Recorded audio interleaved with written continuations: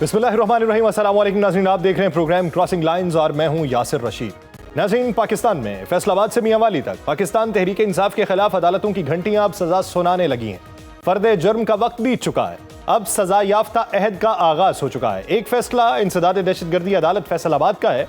फैसलाबाद की इंसदाद दहशतगर्दी अदालत ने चेयरमैन पाकिस्तान तहरीक इंसाफ इमरान खान समेत कई रहनुमाओं को इश्तिहारी करार देते हुए अदम हाजिरी पर फर्द जुर्म की कार्रवाई मौखर कर दी, जबकि जरताज गुल, हामिद रजा, कमल शोजब, राय हैदर खान, चौधरी मोहम्मद आसिफ, राय मुर्तजा इकबाल, राय हसन नवाज, अहमद चट्ठा, अशरफ सोना, शेख राशिद शफीक समेत 19 रहनुमाओं को 7 से 16 साल तक कैद की सजाएं सुनाई हैं। अदालत ने दफा 780A इंसदाद दहशतगर्दी एक्ट, दफा 353 सरकारी एहलकार पर हमला, दफा 186 कार्य सरकार में मुदाखलत, दफा 427 इमलाक को नुकसान, दफा 120B साजिश और दफा 34 यानी मुश्तरका नीयत के तहत सजा सुनाई है। अदालती फैसले के मुताबिक वाकयात की वीडियो, कॉल रिकॉर्ड, ऐनी गवाहान की गवाही और सीसीटीवी फुटेज ने इस तगासा का केस मुकम्मल तौर पर साबित किया।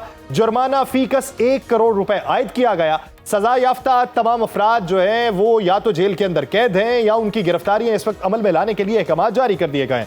दोनों मुकदमात के हवाले से पाकिस्तान तहरीक इंसाफ की क़यादत की जानिब से शदीद रद्द-ए-अमल देखने को मिला है। बैरिस्टर गौहर ने अदालती फैसले को जानिबदार करार देते हुए कहा है कि हम इस फैसले को नहीं मानते। उनका क्या कहना है, मुलाहिजा कीजिए। ये जो फैसले आ रहे हैं इससे मुल्क और कौम का सख्त तरीन नुकसान हो रहा है, इससे डेमोक्रेसी डिरेल हो जाएगी। सारे केसेस सियासी बुनियादों पे बने हैं, सारे बेसले से दुनिया इसको एक्सेप्ट नहीं करेगी, हम इनको रिजेक्ट करते हैं। इंशाअल्लाह ताला इनको हाई कोर्ट में चैलेंज करेंगे। बैरिस्टर गौहर की गुफ्तगू आपने सुनी। वो कहते हैं ये सजाएं खास बयानी को मजबूत करने की कोशिश है और इनमें इंसाफ के तकाजे पूरे नहीं किए गए। अब इन फैसलों को लाहौर हाई कोर्ट में चैलेंज करेंगे और हमें उम्मीद है कि इंसाफ का बोलबाला होगा।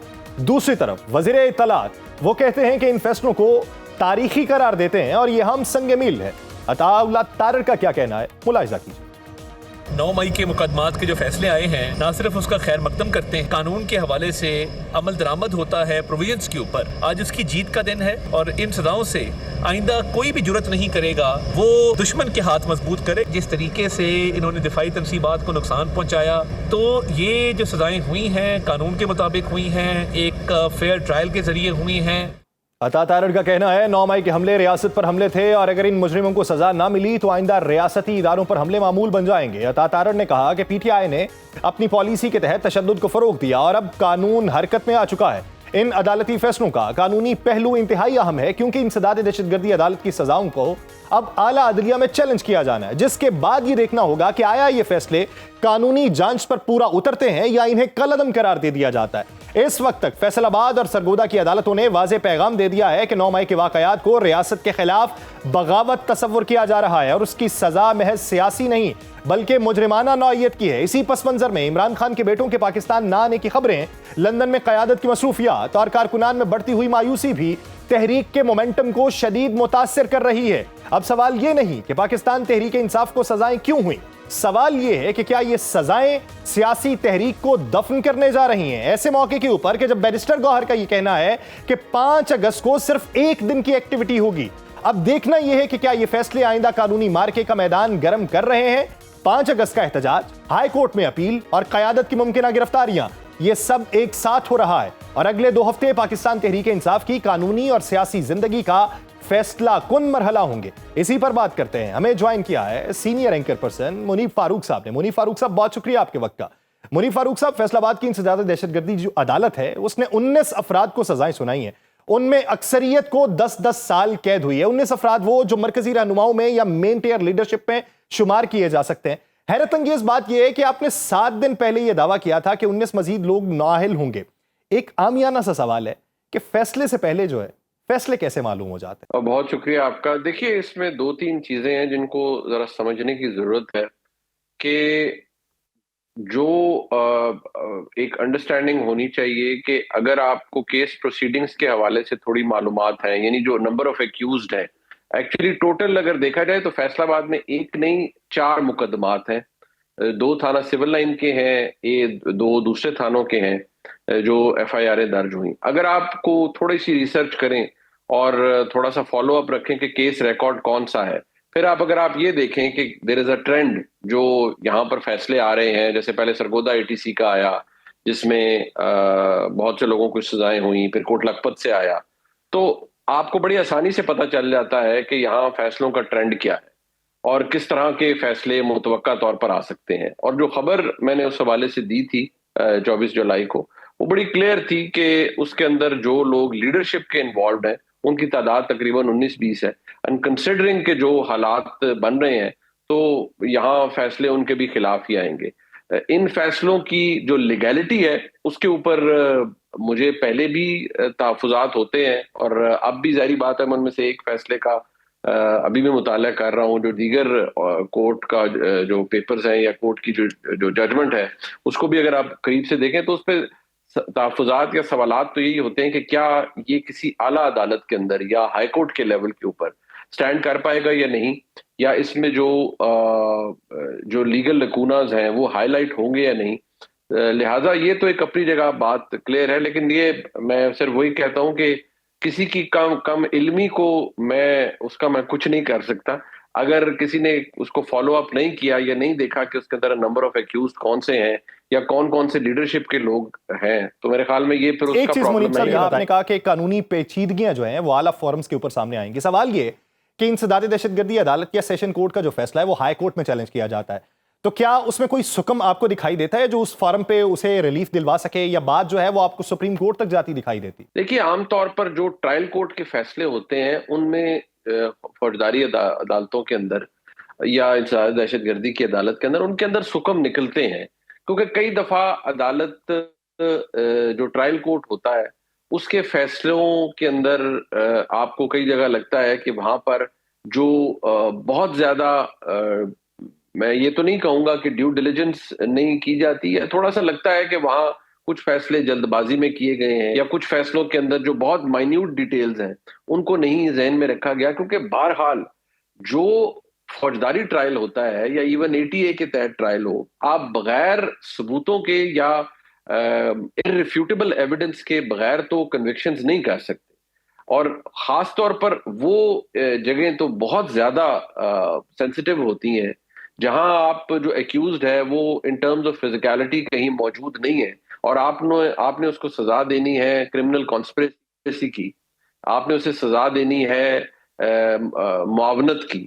تو پھر آپ کو یہ جو چین ہے اس کو تو اسٹیبلش کرنا پڑتا ہے، اور وہ بھی جو برڈن آف پروف ہے وہ بیسیکلی اسٹینڈرڈ آف پروف جو ہے وہ بیسیکلی یہ ہوتا ہے کہ آپ نے بیانڈ ریزنیبل ڈاؤٹ اسٹیبلش کرنا ہے. So this is something which obviously puts me to think کہ کیا یہ فیصلے تمام تر irrefutable ایویڈنس کو ذہن میں رکھتے ہوئے سامنے رکھتے ہوئے دیے گئے ہیں. جو بادی النظر میں کچھ چیزیں ایسی ہوتی ہیں، جیسے لاہور ATA کا اگر آپ فیصلہ دیکھیں یا آپ فیصل آباد ATA کا فیصلہ دیکھیں تو اس کے اندر چند چیزیں جو جج صاحبان نے دیں کہ آپ کو ضروری نہیں ہے کہ آپ کسی جگہ کے اندر آپ کو توڑ پھوڑ کر رہے ہوں just by standing some where جہاں پر یہ توڑ پھوڑ ہو رہی ہے، وہاں پر بھی آپ ولنریبل کنسیڈر ہوں گے یا اس کا پارٹ کنسیڈر ہوں گے. تو یہ وہ چیزیں ہیں جو بائی اسٹریچ آف امیجنیشن کر تو دی جاتی ہیں، بٹ a lot depends کہ اوپر والی عدالتوں کے اندر ان کے اوپر جو اسٹینڈ ہے وہ کیا ہوتا ہے. کیا عدالتیں ان کو انڈورس کرتی ہیں یا ان کے اندر اوور ٹرن کر دیتی ہیں ان فیصلوں کو، یا کئی دفعہ عدالت کو لگتا ہے کہ سکم بہت زیادہ ہیں اور جو پروسیکیوشن کا کیس ہے بہرحال وہ بھی بہت تگڑا ہے، تو عدالتیں ریمانڈ بیک بھی کر دیتی ہیں کیسز کو. لیکن وہ بہت ریئر اوکیزنز میں ہوتا ہے. یہاں جو نیٹ امپیکٹ ہے وہ تو ہمارے سامنے آ گیا ہے کہ at the end of the day جو پاکستان تحریک انصاف کے مختلف لوگ ہیں ان کو کنوکشنز بھی ہوں گی اور ہو رہی ہیں، اور that would eventually lead to disqualification. اور جب ڈسکوالیفیکیشن ہوگی تو اس کا مطلب یہی ہے کہ جو ان کا نمبر ہے، سائز ہے، چاہے وہ سینٹ میں ہو، چاہے وہ قومی اسمبلی میں ہو یا صوبائی اسمبلی میں ہو. وہ حوالے سے تو اگر دیکھا جائے بیرسٹر گوہر نے جو گفتگو کی ہے کہ ہم اسے ہائی کورٹ کے فارم کے اوپر جو ہے وہ جا کے چیلنج کریں گے، سلمان اکرم راجہ صاحب بھی اپنی حفاظتی ضمانت کی تگ و دو کر رہے ہیں. لیکن دوسری طرف الیکشن کمیشن نے جو سزا کے فوری بعد بعض افراد کو نااہل کیا ہے، جبکہ دوسری طرف متعلقہ امیدواروں کو یہ حق حاصل ہے کہ وہ ہائی کورٹ یا سپریم کورٹ میں جا کے اپیل کر سکیں. تو کیا یہ قانونی طور پہ درست ہے کہ ایک ماتحت عدالت کے فیصلے کی بنیاد کے اوپر فوری نااہلی کا اعلان کر دیا جائے، کیا یہ اجلت جو ہے یہ الیکشن کمیشن کے کردار پہ سوالیہ نشان نہیں چھوڑتی؟ جی یہ درست اس لیے ہے کہ یا تو ان فیصلوں کے خلاف وہ اپیلز فوراً لگیں اور حکم امتناع جاری ہو جائیں، یہ فیصلہ معطل ہو جائے، ٹھیک، تو پھر تو وہ سپریم الیکشن کمیشن پابند ہوگا کہ وہ معطلی، کیونکہ فیصلہ معطل ہو جائے گا تو وہ اس پہ ایکشن نہ لے اور ڈسکوالیفیکیشن نہ پروسیڈ کرے۔ لیکن اگر کوئی اسٹیٹس کو کا آرڈر نہیں ہے اوپر کی کسی عدالت سے، تو پھر الیکشن کمیشن حق بجانب ہے، کیونکہ یہ تو ہمارے آئین کے اندر لکھا ہے کہ کوئی بھی شخص ریگارڈلیس آف دی ٹرم کہ اس کو کتنی 10 سال کی سزا ہوتی ہے، the extent of the punishment, اگر کنوکشن ہو جاتی ہے تو 63(1)(g) بڑا کلیئر ہے، if you are convicted of any crime regardless of what the nature of the crime، تو پھر آپ کو سزا ہو گیا، پھر آپ کی ڈسکوالیفیکیشن افیکٹو ہو جاتی ہے۔ تو یہاں تو وزرائے اعظم کو ٹل دا رائزنگ آف کورٹ سزا کے اوپر بھی یوسف رضا گیلانی صاحب کو کنوکٹ کر دیا گیا تھا، تو یہاں تو کرمنل ٹرائلز ہیں، تو اس کے اوپر جو فیصلہ ہوا ہے ظاہری بات ہے الیکشن کمیشن قانونی طور پر تو حق بجانب ہے کہ وہ ان لوگوں کو آفٹر کنوکشن۔ اچھا، اگر دیکھا جائے کچھ دن پہلے شاہ محمود قریشی صاحب جو ہیں وہ لاہور کے کیس میں انہیں بری کیا جاتا ہے، پھر فیصل آباد کا کیس دیکھیں، فواد چودھری صاحب، زین قریشی صاحب، خیال کاسرو، ان کو بھی بری کر دیا گیا ہے، تو ان دونوں مقدمات میں دیگر ملزمان اور ان لوگوں کے میرٹس میں کیا فرق دکھائی دیتا ہے؟ دیکھیے یہ تو اب عدالت ہی بتا سکتی ہے کہ عدالت نے کیا، کیونکہ میں صرف یہ عرض کرتا ہوں کیونکہ یہ ابھی ایک فیصلہ ہے جس کو ابھی میں ان دا مڈل آف اٹ کہ اس کو پورا دیکھا جائے، یا اپیرنٹلی شاید 4 فیصلے ہمارے سامنے آئیں گے، 3 جو ہیں وہ اناؤنس ہو چکے ہیں، لیکن آبویسلی ججمنٹس آتے ہوئے ان کو دیکھتے ہوئے عدالت نے ریزننگ کیا دی ہے یہ دیکھتے ہوئے تھوڑا ٹائم تو لگتا ہے، لیکن یہ تو عدالت نے سبسٹینشیٹ کرنا تھا۔ اگر سیاسی طور پہ جائے تو ان فیصلوں کے بعد مجموعی طور پہ کتنے حلقے ایسے بن گئے ہیں جہاں آپ کی نظر میں ضمنی انتخابات جو ہیں ان کی تیاریاں جاری ہیں اور ضمنی انتخاب وہاں پہ ہو کے رہے گا؟ دیکھیے اب یہ تو کچھ نہیں کہا جا سکتا، یہاں جو سلسلہ شروع ہوا ہے یہ پتہ نہیں کہاں جا کے رکے گا، لیکن یہ ایکسپیکٹڈ بھی تھا کیونکہ جو 9 مئی کے حوالے سے سٹانس تھا وہ ہر ایک نے اپنا رکھا ہوا ہے، اور پاکستان کے جو دفاعی اداروں کا جو اپنا موقف ہے کہ جی 9 مئی کے اوپر کوئی نیگوسیشن نہیں ہے، وہ انفرگیویبل ایکٹ ہے۔ میرے جیسا عام آدمی تو یہ سوال کرتا ہے کہ بالکل انفرگیویبل رہنا چاہیے، بٹ جو بھی سزا ہو وہ قانون کے مطابق ہو، شواہد کی بنیاد پر ہو، یہ نہ ہو ہماری ملک میں آج سے 5 سال بعد ہم یہ کہتے نظر آئیں کہ یہ جو فیصلے ہوئے تھے یہ درست نہیں تھے، یا ان میں جو غیر قانونی معاملات شامل تھے یا غیر قانونی انٹرونشن شامل تھی۔ So we can't really say anything overall, ابھی تو یہ فیصلے ہمارے سامنے ہیں، ڈیپینڈ کرتا ہے کہ اوپر والی عدالتیں اور آنے والا وقت ان کے بارے میں کیا۔ ٹھیک، اچھا اگر دیکھا جائے سیاسی طور پہ پاکستان تحریک انصاف کو ان فیصلوں کا فوری جھٹکا تو ضرور لگا، لیکن ایک عامیانہ سا سوال ہے کہ کیا عوامی سطح کے اوپر ان فیصلوں کے خلاف ایک رد عمل دیکھنے کو ملے گا، اور اگر ایسا ہوتا ہے تو کیا یہ تحریک انصاف کی جو تحریک ہے جس کے چلانے کے اعلانات ہیں کہ 5 اگست کو چلے گی، اس کو توانائی دے گا، یا پھر قانونی جنگوں میں الجھ کر وہ اپنی عوامی تحریک کو ماند ہوتے دیکھے گی؟ عوامی سطح پر دیکھیے ظاہری بات ہے تحریک انصاف کے جو ورکر ہے، سپورٹر ہے، عمران خان صاحب کا فالوور ہے، وہ تو موجود ہے، اس سے تو یہ فیصلے اچھے نہیں لگیں گے، وہ تو ایک موجود ہے، لیکن سیاسی سیٹ بیک تو تحریک انصاف کو ہو رہا ہے، and they have to find a way out of it. وہ کتنی جلدی یا کتنی بعد ان کے لیے مسئلہ آسان ہوتا ہے یہ تو صرف وقت بتائے گا۔ ہاں ظاہری بات ہے ان کے جو ووٹر سپورٹر ہے اس کے لیے تو مسائل ہوں گے، ان کو تو یہ فیصلے کبھی بھی اچھے نہیں لگیں گے، جس طرح ماضی میں بھی عدالتوں نے فیصلے دیے ہیں۔ کیا آج ہم عدالتی سوال اٹھا رہے ہیں ان فیصلوں کے اوپر، ماضی میں بھی ہوئے ہیں جن کو تحریک انصاف نے سیلیبریٹ کیا ہے، ان میں بھی ان فیصلوں کی جو کلئی تھی وہ کھل گئی تھی بعد میں جا کے کہ وہ کس طرح سے ہوئے۔ سو میں تو وہی کہہ رہا ہوں نا کہ ڈیپینڈ کرتا ہے کہ آج سے کچھ عرصے بعد ڈیپینڈ کہ آج کیا ہو رہا ہے اور ماضی میں کیا ہوتا رہا اور پھر مستقبل میں کیا ہوگا، دھچکا تو لگا ہے۔ بہت شکریہ منیب فاروق صاحب اس حوالے سے اپنا وقت دینے کے لیے۔ ناظرین ایک بریک لیتے ہیں، بریک کے بعد پاکستان کے معاشی منظرنامے میں بات کریں گے اور ریلیٹ کریں گے ابھی جو تازہ ترین ٹیرف عائد کیے گئے ہیں پوری دنیا کے اوپر، اس میں پاکستان کی پوزیشن کہاں پر ہے، پاکستان کے ساتھ کس حد تک وابستگیاں بہتر بنانے کی امریکہ بات کر رہا ہے اور کس حد تک مشکلات ہوں گی۔ ایک بریک کے بعد بات ہوگی، کہیں نہیں جائے گا شیویدہ۔ بریک کے بعد خوش آمدید ناظرین، پاکستان کے معاشی منظرنامے کی بات کرتے ہیں جو ریلیٹ کرتا ہے بین الاقوامی منظرنامے سے۔ کچھ ہی مہینوں میں امریکہ نے جنوبی ایشیا میں اپنے تجارتی رویے میں بڑا یو ٹرن لیا۔ بھارت جسے کبھی خطے میں واشنگٹن کا پسندیدہ تجارتی پارٹنر سمجھا جاتا تھا، اب بڑھتے ہوئے محصولات اور سفارتی ناراضی کا سامنا کر رہا ہے، جبکہ پاکستان کو غیر معمولی رعایتیں دی جا رہی ہیں۔ महज चंद महीनों में पाकिस्तान के लिए टैरिफ 29% से कम होकर 19% पर आ चुके हैं, जो कि भारत के 25% और बांग्लादेश के 20% टैरिफ से भी कम है। यह रियायत तब दी गई जब जुलाई 2025 में अमेरिका और पाकिस्तान के दरमियान तारीखी ऑयल डील साइन हुई, जिसके तहत अमेरिकी कंपनीज पाकिस्तान में तेल की तलाश और रिफाइनिंग में हिस्सा लेंगी, जबकि पाकिस्तानी कंपनी सिनर्जिको अक्टूबर में 1 मिलियन बैरल अमेरिकी WTI ऑयल दरामद करेगी। अमेरिकी सदर डोनाल्ड ट्रंप ने अप्रैल 2025 में लिबर्टी डे टैरिफ्स का ऐलान करते हुए भारत, बांग्लादेश, श्रीलंका और वियतनाम पे सख्त महसूलात आयद किए। भारत पे 25%, बांग्लादेश पर 37%, श्रीलंका पर 44% तक टैरिफ लगा दिए गए, जबकि पाकिस्तान पे इब्तदाई तौर पे 29% की तजवीज थी, जो बाद में कम होकर 19% पर आ गई।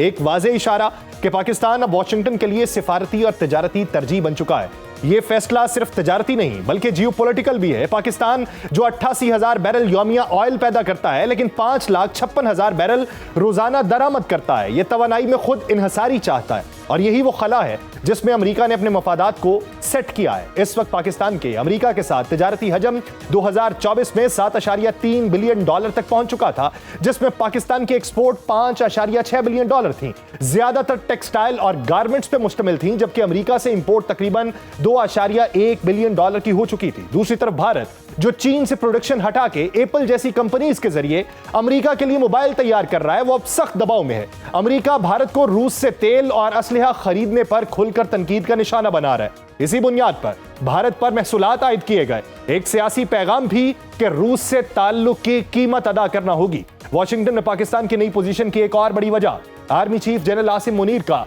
व्हाइट हाउस का दौरा भी था, जिसने स्ट्रेटेजिक ताल्लुकात को तकवीयत दी। अमेरिकी वजीर खारजा मार्को रूबियो और वजीर खजाना इसहाक डार के दरमियान दो तरफा इक्तसादी और दिफाई बातचीत में पाकिस्तान की इक्तसादी बेहतरी, तवानाई में ताउन और IT और माइनिंग में अमेरिकी सरमायाकारी के वादे शामिल थे। अगरचे अमेरिका ने पाकिस्तान की मैसिव ऑयल रिजर्व्स का दावा किया है, मगर जमीनी हकायक के मुताबिक पाकिस्तान के पास 234 से 353 मिलियन बैरल के दरमियान कंफर्म ज़खायर हैं, जो आलमी मायार पर मैसिव नहीं कहलाते, लेकिन इतने जरूर हैं कि अमेरिकी सरमायाकारों की दिलचस्पी को बरकरार रख सकें। जहां एक तरफ भारत WTO में अमेरिकी महसूलात के खिलाफ कानूनी कार्रवाई की धमकी दे रहा है, वहीं पाकिस्तान को खित्ते में कम तरीन टैरिफ रेट हासिल हो चुका है। पाकिस्तान को अमेरिका की नई हिकमत अमली का फायदा सिर्फ तिजारती नहीं बल्कि सिफारती, जोग्राफियाई और इक्तसादी सतह पर भी हो रहा है। चीन के बढ़ते असरात के मुकाबले में वॉशिंगटन पाकिस्तान को एक नई इक्तसादी गुजरगाह के तौर पर देख रहा है, एक ऐसा पार्टनर जो एक साथ इंसदादे दहशतगर्दी, IT, मिनरल्स और एनर्जी में ताउन दे सकता है। इस पूरे मंजरनामे पे बात करने के लिए हमें ज्वाइन किया है माहिर मईशत डॉक्टर अशफाक तोला साहब ने और माहिर मईशत डॉक्टर सलमान शाह साहब ने। मैं दोनों हजरात का बेहद मशकूर हूँ। सबसे पहले साहब आपकी तरफ आता हूँ। सर, अगर मौजूदा मंजरनामे में पाकिस्तान के लिए अमेरिकी टैरिफ जो है वो 29% से कम होकर 19% पर आ चुके हैं, जो भारत, बांग्लादेश और श्रीलंका से भी कम है, इस रिलीफ को आप पाकिस्तान की सिफारती कामयाबी समझते हैं या फिर वक्ती स्ट्रेटेजिक एडजस्टमेंट समझते हैं? देखिए, आई थिंक कि ये ज़्यादा ओवर हाइप हो गया कुछ, क्योंकि ये पूरी दुनिया में टैरिफ्स को एडजस्ट कर रहे हैं डोनाल्ड ट्रंप, और जैसे पाकिस्तान के साथ रवैया अख्तियार किया गया है उसी तरह का रवैया तुर्की के साथ भी हुआ है, इजिप्ट के साथ भी हुआ है और फिर बाकी ममालिक से भी हुआ है। सो हमें इसमें ज़्यादा ये नहीं देखना चाहिए कि कोई उन्होंने हमारे पे बहुत बड़ी फेवर कर दी है, लेकिन हाँ, हमें कोई फातरखा नुकसान नहीं पहुँचाया। सो अगर आप देखें कि ट्रेड में पाकिस्तान का जो मेजर मार्केट है टेक्सटाइल की, वो अमेरिका में है, और इन जो 19% टैरिफ है, इससे पहले जो टैरिफ होता था वो तकरीबन 9% के करीब था, तो उसके मुकाबले में तो अब थोड़ा सा हमने ज़्यादा 10% एक्स्ट्रा टैरिफ कर दिया। लेकिन इससे ज़्यादा बड़ी बात है कि जो ममालिक जिनसे हम compete करते हैं उसमें हिंदुस्तान भी है, उसमें चाइना भी है, उसमें बांग्लादेश है, श्रीलंका है, वियतनाम है, इजिप्ट है और टर्की है। तो इन ममालिक में अगर हम टेक्सटाइल के पॉइंट ऑफ व्यू से लें तो सबसे ज़्यादा बेनिफिट टर्की और इजिप्ट को है, और पाकिस्तान, बांग्लादेश, श्रीलंका तकरीबन एक लेवल पे हैं, और हिंदुस्तान जो है वो 25% पे है, जो लेकिन सर अभी 29% की तजवीज से नीचे गिर के 19 पे आना, आप इसे क्या समझते हैं? ये अमेरिका ने हमें खुद छूट दी है या फिर हमारे मजमूई तौर पे सिफारती ताल्लुकात कुछ बेहतर हुए हैं कि जिसकी वजह से ये चीजें नीचे आई? देखिए, ये सारों के साथ इसी तरह ही हुआ है ना। ट्रंप ने 250% चीन पे लगाया और फिर उसको एडजस्ट करते करते 30% पे ले आए। तो ये उनकी एक स्ट्रेटजी है जिसके तहत चलते हैं। मेरा कहने का मकसद है कि हमें कोई एक्स्ट्रा फेवर नहीं किया, और अगर हम समझते हैं कि इसकी वजह से हमारी एक्सपोर्ट्स अमेरिका में बढ़ जाएंगी, तो वो पॉसिबल नहीं है, क्योंकि पाकिस्तान competitive नहीं है। पाकिस्तान की कॉस्ट ऑफ डूइंग बिजनेस बहुत ज़्यादा है, और हमारी टेक्सटाइल की भी जो कॉस्ट है वो श्रीलंका, बांग्लादेश, वियतनाम, इन सारों से ज़्यादा है। और हमारा जो डिफरेंशियल है टैरिफ में इन 3 ममालिक में, वो सिर्फ 1% है, जो कि इतना बड़ा नंबर नहीं है। सही। तो मेरा कहने का मतलब है कि हमें इसके ऊपर ज्यादा सेलिब्रेट नहीं करना चाहिए। चले सर, अगर टैरिफ के ऊपर सेलिब्रेट अगर हम नहीं भी करते सर, तो अमेरिकी कंपनीज जो हैं वो पाकिस्तान में तेल की दरियाफ्त के हवाले से जो कोशिशें करेंगी, तो ये जो मुआहिदा है ये किस हद तक तवानाई के सेक्टर में हमें फरोग दे सकता है? ये बड़ी अच्छी बात है कि अगर अमेरिकन कंपनीज यहाँ आके तेल की तलाश करें, लेकिन अभी इसके ऊपर कोई एग्रीमेंट नहीं हुआ। अभी ये तो उनका बयान है। सो आई थिंक कि ये अच्छी बात होगी अगर हो जाता है। और बहुत अमेरिका की टेक्नोलॉजी जो है ऑयल एंड गैस पे, वो बड़ी अच्छी है, और उसकी वजह से हो सकता है पाकिस्तान में ऐसे अच्छे नताइज मिलें। लेकिन अगर अभी तक वो पेपर पे नहीं आए, वो एग्रीमेंट अभी तक नहीं हुए, अभी तक सिर्फ जो है वो टैरिफ की लाइन आई है, और उसकी वजह से पाकिस्तान को ना तो नुकसान है और ना फायदा है। और एक स्टेबिलिटी ज़रूर आएगी कि वो जो थी लोगों में परेशानी की, शायद पता नहीं कितना लगा देंगे टैरिफ, तो उससे हम बच गए। अच्छा सर, मेन चीज़ ये है कि इसके ऊपर जी जी, हमें अपने जो इंडस्ट्री है उसको और competitive करें, उसकी बिजली की कीमत कम करें, उसकी इनपुट कॉस्ट कम करें, उसकी एफिशिएंसी को बढ़ाएं, उसको उसमें इन्वेस्टमेंट ला के मॉडर्नाइज करें, तो डेफिनेटली हम compete कर सकते हैं।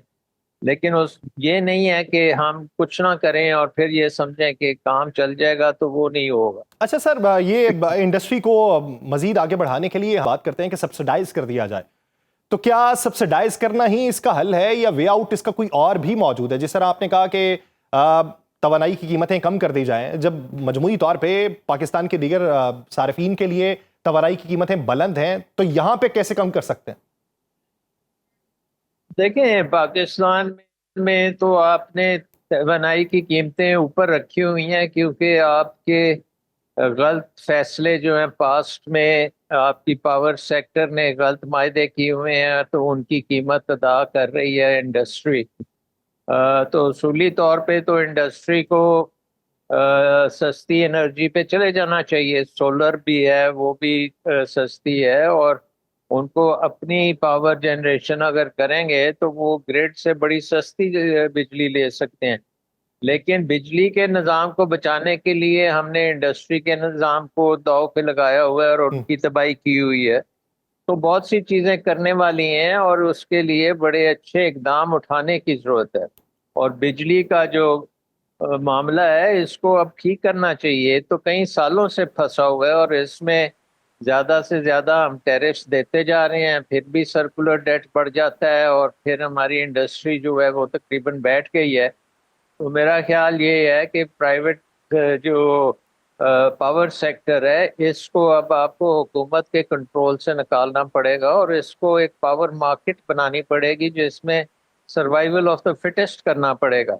पुरानी जो आपकी इन्वेस्टमेंट्स हैं, कोयले और तेल की जो कारखाने हैं, उनको बचाते बचाते आपने सारी इंडस्ट्री की तबाही कर दी है।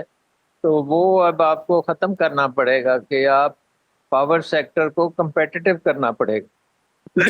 सर अगर देखा जाए अभी तक की जो बायलैटरल ट्रेड हमारी अमेरिका के साथ है वो $7.3 बिलियन की है। अगर मजमूई तौर पे देखें तो हम उनसे क्या ले रहे हैं, एक्सपोर्ट्स हमारी $5.6 बिलियन की है। तो इस टैरिफ के इतलाक के बाद क्या इन अदाद शुमार में कोई तब्दीली देखते हैं, पॉजिटिव देखते हैं तो किन वजूहात की बुनियाद पे, या फिर इसका इम्पैक्ट नेगेटिव देखेंगे? देखें, एक चीज तो है कि पाकिस्तान का सरप्लस है, क्योंकि ट्रेड सरप्लस है अमेरिका के साथ। तो अमेरिका चाहता है कि वो सरप्लस जो है वो कम होना चाहिए, पाकिस्तान के फेवर में नहीं होना चाहिए। तो इसका मतलब है कि पाकिस्तान कोशिश करेगा अमेरिका से इंपोर्ट बढ़ाने की, और उसमें सोयाबीन है एक बड़ा इम्पोर्टेंट चीज़ है जो पाकिस्तान को भी ज़रूरत है। तो वो आप अमेरिका से लें। और उसके साथ साथ अब सुना है कि ऑयल की हम कुछ इंपोर्ट करेंगे अमेरिका से, इवन दो वो महंगा पड़ेगा हमें, मिडल ईस्ट में हमें सस्ता पड़ता है, लेकिन इस ट्रेड बैलेंस को ठीक करने के लिए अमेरिका से भी कुछ लेना पड़ेगा। और इसके साथ साथ अमेरिकन टेक्नोलॉजी भी है, वो भी आप ला सकते हैं, इवन दो चाइना की टेक्नोलॉजी जो है वो अमेरिका से बेहतर भी है और सस्ती भी है। तो ये खासे कॉम्प्लेक्स मैटर्स हैं, बट अल्टीमेटली अमेरिका और पाकिस्तान की ट्रेड जो है इसको आपको बहुत सोच समझ के मैनेज करना पड़ेगा। और अमेरिका से भी हमें इंपोर्ट्स जो है, मसलन कॉटन हम अमेरिका से मंगा सकते हैं अपनी टेक्सटाइल के लिए, और फिर वो टेक्सटाइल वापस अमेरिका जाएगी, तो वो बड़ा एक विन विन फॉर्मूला होगा। सही। तो ऐसी चीज़ें, इनोवेटिव चीज़ें हमें करनी पड़ेंगी, और उससे अमेरिकन और पाकिस्तान ट्रेड में इजाफा भी हो सकता है। और इसके साथ साथ पाकिस्तान को डाइवर्सिफाई भी करना पड़ेगा। यूरोपियन यूनियन के साथ हमारा GSP प्लस है, जिसके तहत पाकिस्तान की टेक्सटाइल जो है वो ज़ीरो ड्यूटी पे यूरोप में जाती है। और इसी तरह हमारे पास फ्री ट्रेड एग्रीमेंट चाइना के साथ भी है, जिसमें बहुत से आइटम्स ज़ीरो ड्यूटी पे चाइना में भी जाते हैं। तो हमें पूरी स्ट्रेटजी में China, European union, America, middle east, दूसरी मार्केट्स, सब की तरफ हमें देखना चाहिए, और अपनी इंडस्ट्री, अपनी एग्रीकल्चर को इतना पुख्ता बनाना चाहिए कि हम हर मार्केट में compete कर सकें। सर, एग्रीकल्चर को तो पुख्ता बनाने के साथ साथ अभी जो बातें हो रही हैं वो IT सेक्टर के अंदर, तवानाई के सेक्टर के अंदर या माइनिंग सेक्टर के अंदर उनके साथ ट्रेड करने की और मुआहदे करने की बातें हैं। तो इसमें पाकिस्तान को किरदार क्या अदा करना चाहिए जिससे पाकिस्तान जो है वो मुश्तरका मफादात के तहत अपना मफाद के हुसूल को तो मुमकिन बना सके?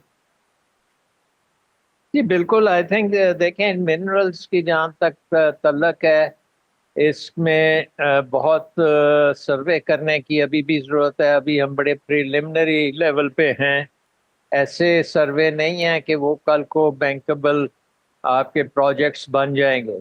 इस वक्त जो है प्रोजेक्ट माइनिंग में जो बैंकेबल है, और अभी उसको किया गया है फाइनेंशियल क्लोज, वो रिकॉर्डिक का है और वो बड़े अच्छे तरीके से चल रहा है। और बट उसको ना भूलिए कि कम से कम 20 साल लगे हैं इस स्टेज पे पहुंचने में। तो रेयर अर्थ मिनरल्स या ऑयल एंड गैस की डिस्कवरीज, इसके लिए बहुत टाइम भी लगेगा, और इन्वॉल्वमेंट जो है अमेरिकन कंपनीज की उसको बहुत ज़्यादा होना पड़ेगा, और एग्रीमेंट्स करने पड़ेंगे ताकि वो यहाँ पे आके सर्वे वगैरह भी करें और उसके बाद इन्वेस्टमेंट्स भी आए।